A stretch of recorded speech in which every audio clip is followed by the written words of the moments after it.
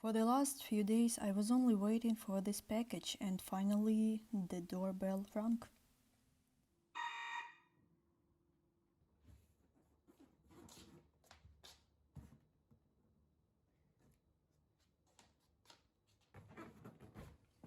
There is my new sewing machine in this box. It's not fancy and it's not professional, but it is new. For the last 6 months I was sewing on the cheapest second-hand machine I could buy. It worked, but every time I used fabric thinner or thicker than cotton, it was a little lottery. Hello, my name is Sana. I accidentally started sewing my own wardrobe and it changed my life a lot. Here I share how I make my wardrobe with sewing, crochet and other handmade skills I know. I also share my thoughts about how making things with my own hands changed me. So, after 6 months I bought myself a new sewing machine. For me it's a big joy. It's not a house, it's not a car, it's just a tool. But it's a tool I really need and I know I will use it. Lately, I learned to enjoy these kind of things more. Things I will really use. Not the things that are made to impress other people. My life is not perfect now. I do not have my own home. I do not have big money, medical insurance, or credit cards. Well, the last one is maybe a good thing. At least I live without credit debt. I have my husband, my bicycle, my books, and my hands. Our comfort does not come from having everything. It comes from learning to live with less. I accepted the idea of good enough instead of perfection. Of course, you can try to be perfect. You can try to have beautiful things, expensive things, and things that show success. But if you do not really use all of this, it's become too heavy for you. It costs money, it costs time, and sometimes it costs peace in your mind. This endless race for perfection and approval makes life more and more difficult. You start living for other people's opinion, and you forget to ask yourself, what do I feel? What do I want? What do I really like? What kind of relationship do I have with myself? And why am I living this life? When you are at peace with yourself, you need less approval from other people. You do not go to people because you are empty. You go to people because you have something to show to the world and you are happy to share it. Here are the things I made on my old sewing machine and by hand. Well, okay, I did not sew this crochet hat. I can remove it.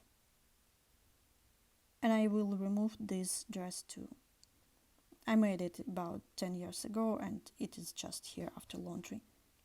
So, let's look at the rest. This is my pink home sleep dress. You could see it at the beginning of my first video. One day I bought a small piece of stretchy synthetic fabric with a bias weave. Honestly, I did not know why I bought it. I had no idea what I would make from it, okay? But when I sat down at the sewing machine, in about 1 hour I had this dress. I put it on after I wake up or after a shower. The back is very simple, the fabric stretches well and I did not need to finish the seams. Also, it matches my home slippers perfectly, so now it is my perfect home outfit. After this experiment, I decided to make the same kind of dress from satin, just because I could. I cut it on the bias so it fits the body very nicely. I made adjustable straps so I can change the length. Black is not really my color though, and every time I wear it I am not sure how to style such a dramatic thing at home. It looks almost like an evening dress. So if you guys have ideas how I can style it in an interesting way, please write in the comments. I am open to your advice. And now my favorite set.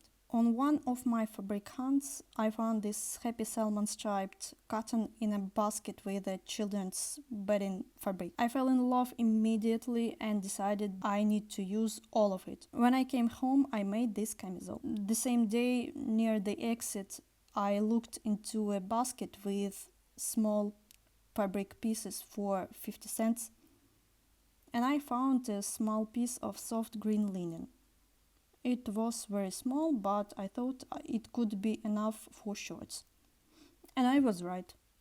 I made them in about 40 minutes. They go with almost everything in my wardrobe. The linen is so comfortable that I want to wear it all the time. Together, these shorts and this camisole look like Romeo and Juliet. They were made for each other, believe me. I also made a couple of tops. This one was made from the leftover pink fabric from my home dress. It is very quick to sew.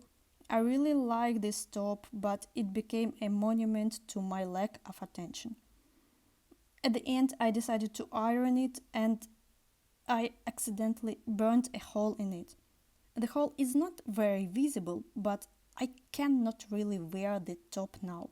Also, it is a little too short for me. The second top is more simple. This was an experiment with linen fabric for home textiles.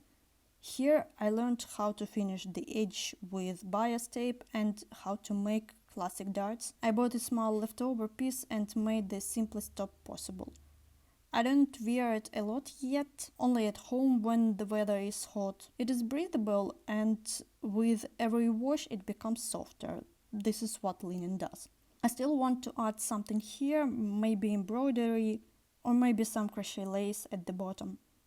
Because this top is also a little too short and I do not want it to look too plain. What do you think, guys, would look best here?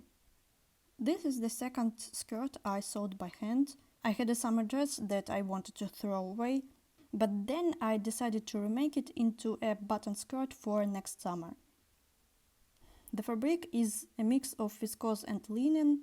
The color is terracotta. It is from my soft autumn palette, so I wanted to keep it.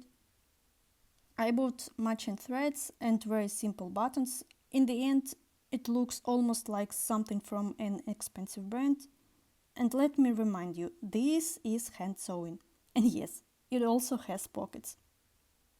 This knit top was my first successful knit project. The fabric is a mix of cotton and lycra, and it keeps its shape well. During winter I wore it all the time. Now I use it only for workouts, but I'm still very happy that I have it. And this is the wool flannel skirt with pleats. I talked about it in my first video, but I forgot to show how it looks on the body. Sorry guys. The pattern is simple. I only needed to be careful with the pleats. And yes, this skirt also has pockets. Now it is summer, and honestly it is hard for me to wear it even for 1 minute. It is very warm. I also made one sleep set with a top and shorts. Then another one, and then one more. There is no such thing as too many pajamas, everybody knows it. I made them from simple children's bedding cotton. It is easy to sew and easy to care for, and the sleepwear is breathable. I also made this ruffled underwear. I will just say that I sleep in them. It is hard to imagine something more comfortable for sleeping. Here's the backpack I made myself. My husband and I were planning a trip for my birthday, and I needed a travel bag. So I bought simple hardware and a little bit of silk for the lining. I love making the inside of bags interesting. It has a little secret. There is a side pocket for quick access to the main part. And there is a hidden pocket on the back for a wallet and a phone. It is not very big, but for small women's things, it is good enough. I'm already said I accept the idea of good enough. This backpack worked very well for the trip, even though it rained all day in Portugal. The trip was wonderful, and this thing reminds me of it. Alrighty guys, I am finishing the edit of this video. Today you see the most successful project I made for the first half of this year. Also, I have several videos showing the sewing process, and I'm going to publish them soon. If you like my videos, I'd really appreciate your likes, subscriptions and comments, and I hope to see you in the next video. Bye!